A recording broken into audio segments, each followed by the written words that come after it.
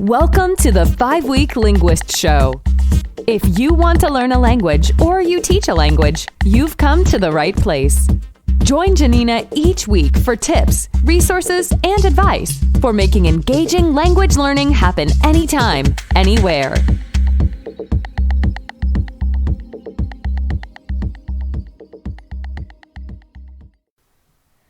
Hola, bonjour, buongiorno, konnichiwa, annyeonghaseyo.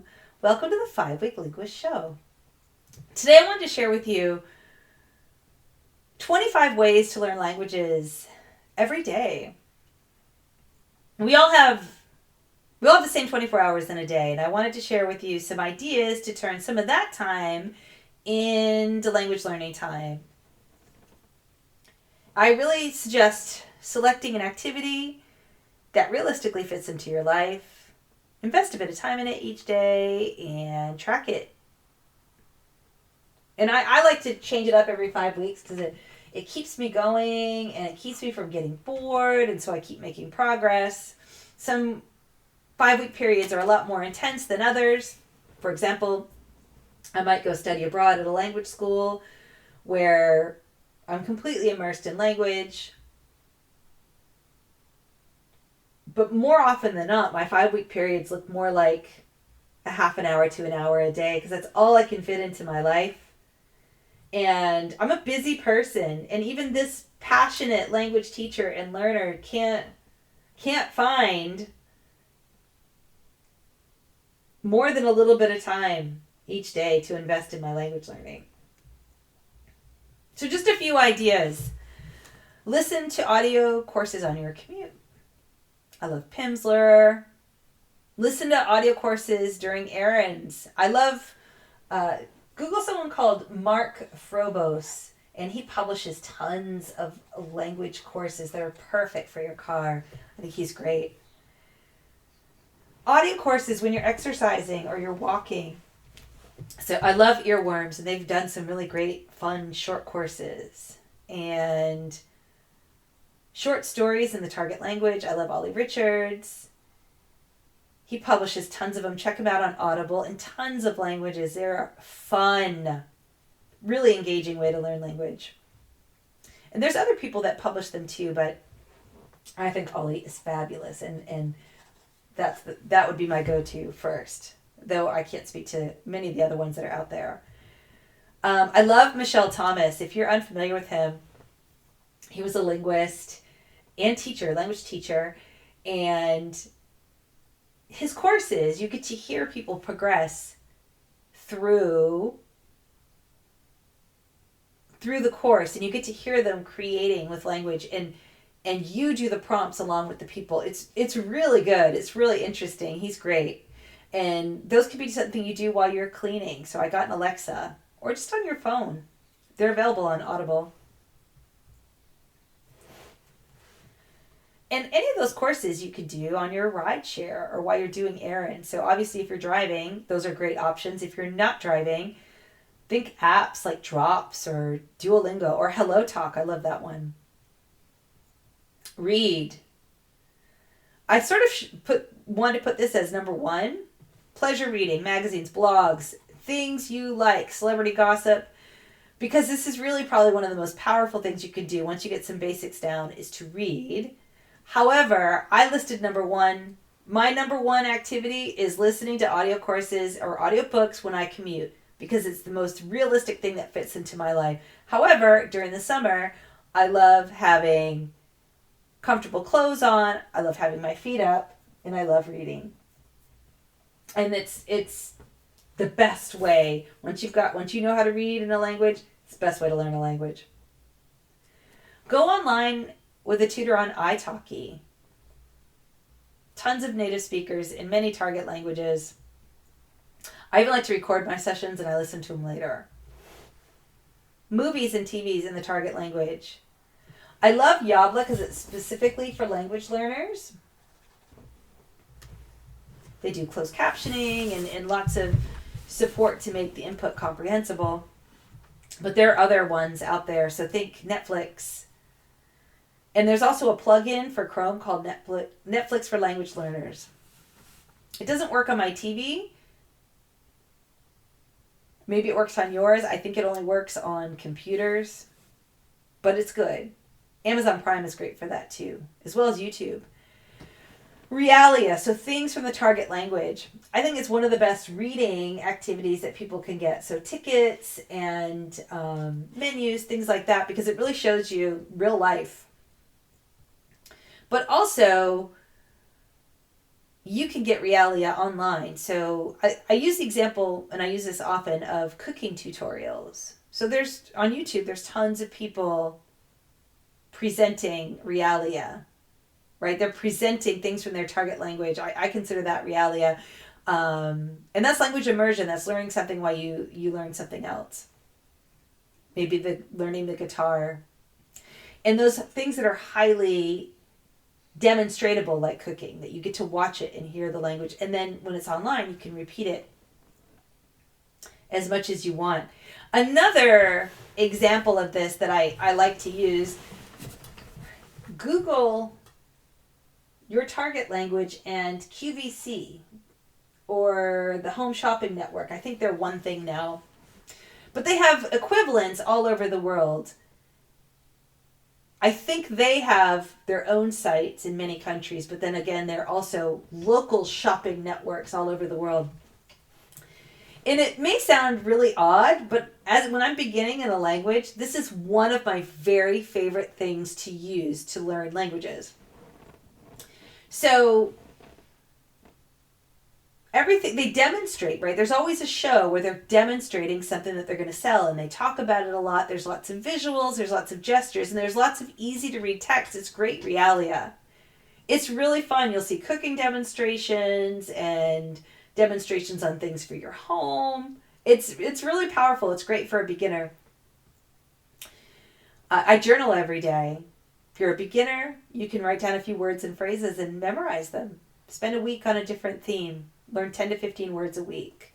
When you're more advanced, you can set a timer for a few minutes and write about a topic. Then you go back and fill in what you don't know. When you're really advanced, this can become long and powerful and detailed. You will be amazed. Take one notebook and do it every day for 5 weeks. Look at the beginning and look at the end, and you will be stunned at the amount of progress that you make. Binge watching. This goes back to those streaming apps. There's so much good programming out there. Netflix is doing an amazing job of they're producing content in different languages from Netflix, on Netflix, for Netflix, and it's getting shared, and that library is growing. YouTube's one of the largest search engines in the world, so if you learn a few keywords in your target language, you can find wonderful and interesting content. I love commercials from the target language. It tells me a lot about what people find important. Take a 5-week language course at a private language school abroad. Totally not realistic right now.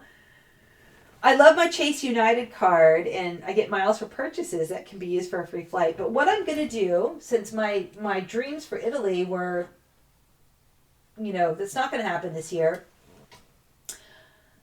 I'm going to get a Chase Sapphire card, which gives cash back. And my goal is to fund 5 weeks in Italy. So Chase United, of course, can get you a flight.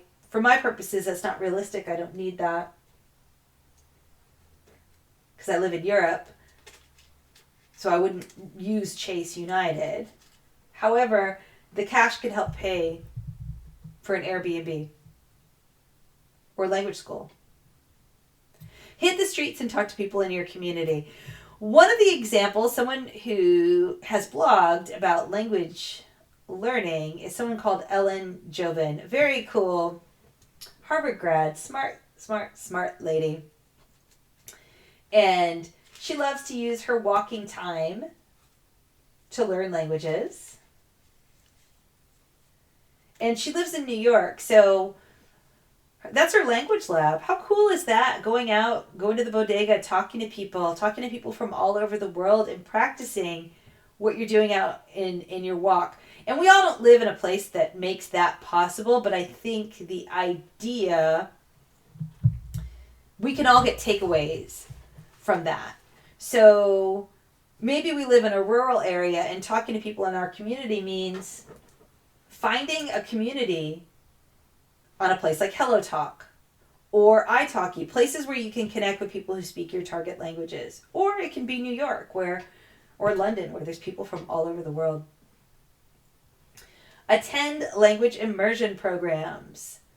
So essentially, language immersion is obviously 100% in the target language, but moreover, language immersion is about learning something through another language. So I'm a certified language immersion teacher, so I can teach elementary or primary school, those same skills, but I can do it part of the day in one language or in part of the day in another language or all day in one language.